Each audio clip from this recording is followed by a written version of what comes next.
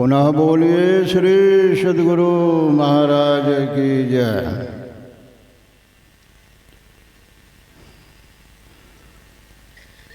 मंगल मूरत सद्गुरु मिलव सर्वाधार। मंगलमय मंगल करन विनवो बारंबार। धन्य धन्य सद्गुरु सुखद महिमा कहे न जाय।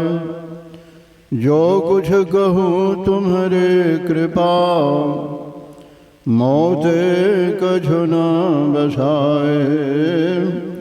जो कुछ कहूँ तुम्हारे कृपा मोते कछु न बसाए। अव्यक्त रूप में परमाराज श्री सद्गुरु महाराज के चरण कमल में कोटि से नमन। उपस्थित धर्म प्रेमी गुरुजन सत्संग प्रेमी महानुभाव तथा धर्मशिला भक्तिमती माता एवं देवियों, यह सहरसा जिला का संतमत सत्संग है। इसमें हम लोग बहुत ही अथक परिश्रम से इस अधिवेशन को पूरा करने में लगे हुए हैं। इस गांव में कभी भी यह वार्षिक सत्संग नहीं हुआ था। बगल में बहुजनी अकहा ग्राम में हुआ था, जो बहुत दिन हो गया है, लेकिन कुपरिया गांव में नहीं हुआ था। और बड़े ही हर्षोल्लास से आनंदित मन से ये कुपरिया गांव वाले इस सत्संग को सफल बनाने में लगे हुए हैं। कहा कि गुरु महाराज की कृपा, जहाँ कोई एक भी व्यक्ति ले लेते हैं, उठा लेते हैं, तो गुरु महाराज उनमें वह शक्ति भर देते हैं कि समूचे गांव उनके साथ हो जाते हैं। तो गुरु महाराज की कृपा असीम है। उनकी कृपा पर विश्वास करने की आवश्यकता है। जिनको विश्वास नहीं होता है उन्हीं की हालत गड़बड़ा जाती है। इसलिए विश्वास कीजिए, जो गुरु महाराज की कृपा अवश्य होती है और मात्र श्रद्धा चाहिए उनके प्रति, उन पर विश्वास चाहिए। तो अभी आप लोगों ने यह सुना वेद भगवान की वाणी को कि ओम युञ्जाना प्रथमं मनस्तत्वा सविताधियम् अग्निर ज्योतिर्निचाय पृथ्वी आध्याभरत। वेद भगवान उपदेश करते हैं कि हे मनुष्यों, जगत प्रसव करता ईश्वर का तत्व ज्ञान प्राप्त करने के लिए पहले बुद्धि योग और मानस योग तथा अग्नि की ज्योतियों का योग कर योग के इस दृढ़ भूमि को अपने अंदर अच्छी प्रकार धारण करें। यानी वेद भगवान कहते हैं, किनको कहते हैं? मनुष्य को। क्यों मनुष्य को क्यों कहते हैं? जानवर को क्यों नहीं कहते हैं? इसलिए कि जानवर कर नहीं सकता है, साधन नहीं कर सकता है। परमात्मा के तत्व ज्ञान को, वास्तविक ज्ञान को, असली ज्ञान को एक मनुष्य ही साधना के द्वारा प्राप्त कर सकता है, दूसरा नहीं। साधना की क्षमता एक मनुष्य में है। इसलिए मनुष्य को कहते हैं। जो कर सकता है उसी को कोई कहते हैं, जो नहीं करेगा उसको नहीं कहते हैं। समाज में भी देखिए, जो कोई आपकी बात को नहीं मानता है तो दूसरे दिन आप उसको कहना छोड़ देते हैं। 2 दिन कहते हो सकता है, लेकिन तीसरे दिन से छोड़ दीजिएगा, भाई ये करने वाला नहीं, हमारी बात को मानने वाला नहीं है। इसलिए वेद भगवान कहते हैं यह काम मनुष्य ही हो सकता है। परमात्मा के तत्व ज्ञान को प्राप्त करना एक मनुष्य के ही पास, दूसरे को नहीं। इसके लिए भगवान कहते हैं, वेद भगवान किसके लिए? तत्व ज्ञान को प्राप्त करने के लिए सत्संग की आवश्यकता है। क्यों? बिनु सत्संग विवेक न होई। बिना सत्संग का विवेक नहीं होगा, ज्ञान नहीं होगा। क्या ज्ञान नहीं होगा? सत्संग से क्या ज्ञान होता है? आप जो परमात्मा के तत्व ज्ञान को प्राप्त करने के लिए आगे चलिएगा तो पहले एक तरफ से मुंह को मोड़ना होगा, तब दूसरी तरफ मुंह देना होगा। पहले संसार से आपका मन उछट जाए, तब परमात्मा की ओर चलिएगा। तो संसार से उछटने के लिए पहले संसार का परिचय चाहिए। यह संसार क्या है? तो संत महात्मा लोग सत्संग के माध्यम से कहते हैं। ये ज्ञान विद्यालय में नहीं मिलेगा, जो आवाज के यहाँ नहीं मिलेगा, चोर बदमाश के पास नहीं मिलेगा, यह मिलेगा सत्संग में। तो सत्संग से संत महात्मा लोग कहते हैं कि देखो ऐ संसार के लोगों, यह संसार झूठा है, झूठी काया झूठी माया झूठी जग संसारी, अंत समय कोई काम नहीं आवे जब तन जो हैं छोटे। यहाँ कोई काम आने वाला नहीं है, सब स्वार्थ का भाई है। जब तक स्वार्थ है आपको पूछेगा, स्वार्थ नहीं रहेगा आपको देखने वाला कोई नहीं मिलेगा, कराते रहिएगा। और आज कोई अमीर है गरीब है, कोई खाने के लिए मरता है, कोई खाते खाते मर रहा है, कोई आलीशान मकान में है, कोई हवाई जहाज से उड़ रहा है। क्यों? ये हमारे कर्मों का फल है। पूर्व जन्म हम जो कर्म किया है उस कर्म के अनुकूल परमात्मा फैसला करके आपको वैसा जन्म दिया है, वैसा भोग भोगवा रहे हैं। यह भी ज्ञान सत्संग से होता है। जब कर्म का फल भोगने का समय आएगा, माँ हो बाप हो मित्र हो सब भाग जाएगा, सब भाग जाएगा। संत महात्मा लोग ज्ञान देते हैं कि ऐसे संसार के लोगों मनुष्यों, अरे कर्म करो, कर्म ही तुम्हारा साथ जाएगा और कोई नहीं साथ जाएगा। अपने अपने करनी अपने अपने साथ, अपनी अपनी करनी करे जो आगे आवे। बाप के करनी बाप पूत के पूते बावे, जोरू को जोड़ी ही फली, खसम को खसम ही फलता।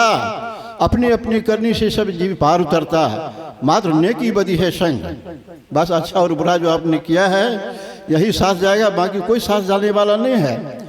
नेकी बदी है संग संग ये है दो, पलटू करनी और की परेन और की मात, अपनी अपनी करनी अपने वे साथ। यह ज्ञान जब सत्संग से होता है तब आपको विरक्ति आती है संसार से, आप विरक्त होते हैं और तब आप परमात्मा की ओर बढ़िएगा, तब परमात्मा की तरफ आगे चलिएगा।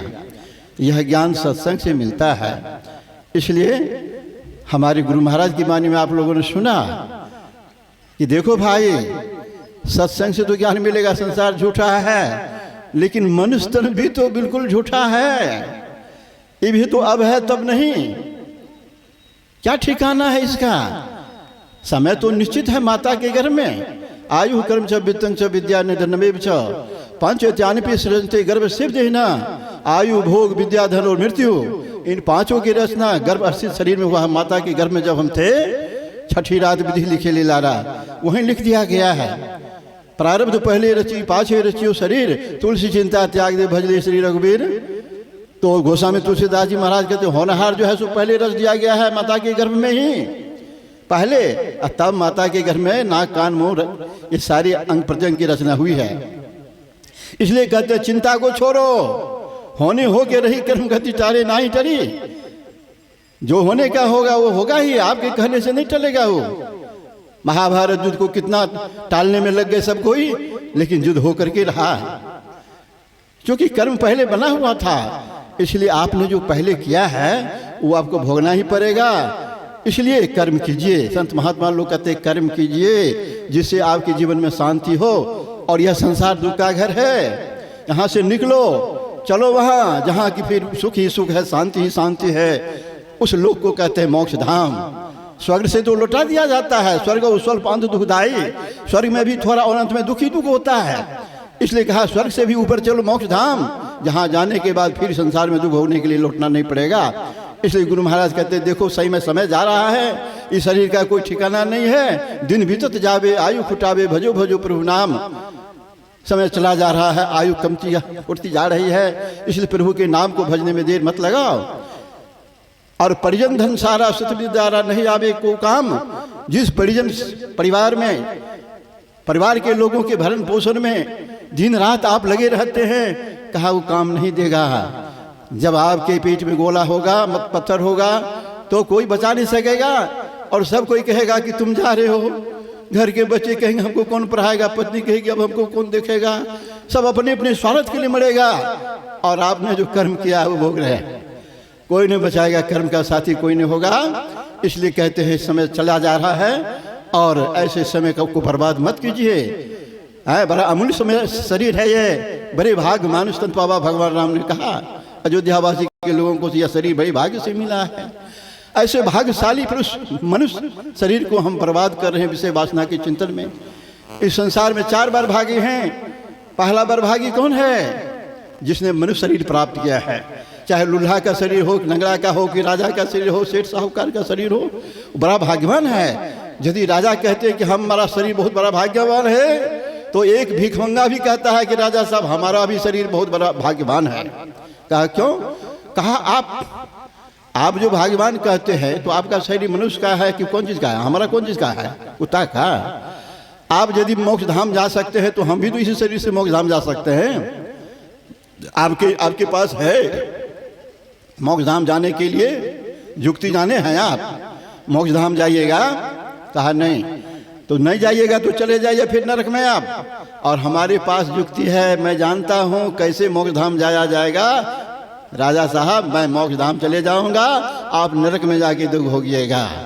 इसलिए कहा जितने मनुष्य तनधारी है प्रभु भक्ति कर सकते सभी, सब कोई भजन कर सकते हैं, और यह मनुष्य शरीर भजन करने के लिए मिला है। और पूज्य साहिब स्वामी जी महाराज के भजन में आपने सुना, प्रभु ने मानुष जन्म तुमको कैसा दिया, सोच रे मन इसे पा भला क्या किया।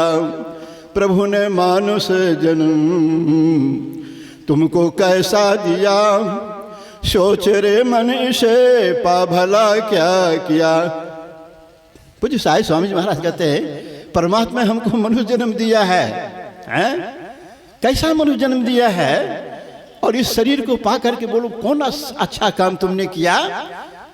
अरे तरसते हैं जिसके लिए देवता, इसकी महिमा है कैसी अब तुम ही बता। जिस मनुष्य के लिए देवता भी तरस रहे हैं, ललायत हैं। अब बोलिए, लोग कहते हैं मनुष्य से देवता बन गए, और देवता इस मनुष्य शरीर के लिए ललायत है। क्यों? देवता थोड़ा सा सुख इससे ज्यादा है देवता को मनुष्य शरीर से। वहाँ इस आराम जरूर है, इस आराम में भजन नहीं होता है, नहीं होता है। पुण्य जहाँ समाप्त हुआ, पुण्य जहाँ तक रहता है इस आराम करता है। अब पुण्य जहाँ समाप्त हुआ, पुण्य छीन सोई देव स्वर्ग से नरक में जावे, वो नरक में चला जाता है। और जब नरक जाने की बारी आती है तो देवताओं के गले में एक फूल की माला होती है। जब तक पुण्य रहता है माला हरी भरी रहती है, अब पुण्य जब समाप्त हो जाता है तो माला कुम्हलाने लगती है। देवता को अब समझ में आ जाता है कि अब मुझको गिरना पड़ेगा। वहीं पर पश्चाताप करते भाई यहाँ से भी गिरना पड़ रहा है, इससे कोई अच्छा लोक है जहाँ से गिरना नहीं पड़े? तो कहा हाँ है। कहा एक मोक्ष धाम है जहाँ जाने के बाद फिर यहाँ गिरना नहीं पड़ता है, दुख भोगने के लिए फिर संसार में नहीं आना पड़ता है। कहा वो उस लोग जाएंगे कैसे? तो कहा भाई वो मनुष्य शरीर में ही सत्संग के द्वारा, संत महात्माओं के द्वारा ज्ञान प्राप्त करके, गुरु से युक्ति जानकर साधना जो करेगा, इस जीव पर 4 पर्दा है, 4 शरीर है, जड़ शरीर है, उस स्थूल कारण महाकारण को पार करेगा साधना के द्वारा, और केवल हूँ को पार कर करके परमात्मा के पास पहुँचेगा अपने अंदर में। वो परमात्मा सबके भीतर में है। ये जो कहते हैं कोई बाहर में है, कहा नहीं, सबके अंदर वो परमात्मा है। कबीर साहब कहते मोह को कहाँ ढूंढे बंदे, मैं तो तेरे पास में। अरे तुम मुझको कहाँ ढूंढने जाता है, मैं तो तुम्हारे पास में हूँ। हैं हाजिर, मैं तो हाजिर हूँ जी। अब तो ही दूर बतावे, और तुमको दूर समझ में आता है। और दूर की बात निराश, जब दूर की बात करते हो तो वो तो निराशा की बात है। कहो परमात्मा यहाँ है, सब जगह है वो परमात्मा। काशी में भी, अयोध्या में, ऋषिकेश में, सब जगह है। और ये कुपरिया गाँव में भी है। कन कन में वो परमात्मा है, सिया राम में सब जग जाने, उनके बिना तिल भी खाली नहीं है, और सबके पास में भी है। और जब सबके पास में है तो हम बाहर क्या क्या खोजेंगे? इसलिए संत महात्मा लोग कहते भैया अपने में खोजो, या मनुष्य शरीर मिला है भजन करने के लिए, खोजने के लिए खोजिए और मोक्ष धाम जाइए। इसलिए कहा ऐसे शरीर को पा कर करके बर्बाद मत करो। बर्बाद करोगे तो अंत में पश्चाताप करना पड़ेगा, कोई तुम्हारा साथ नहीं देगा, अंत में नरक का दुख भोगिएगा। बोलिए प्रेम से श्री सद्गुरु महाराज की जय। श्री सद्गुरु महाराज की जय।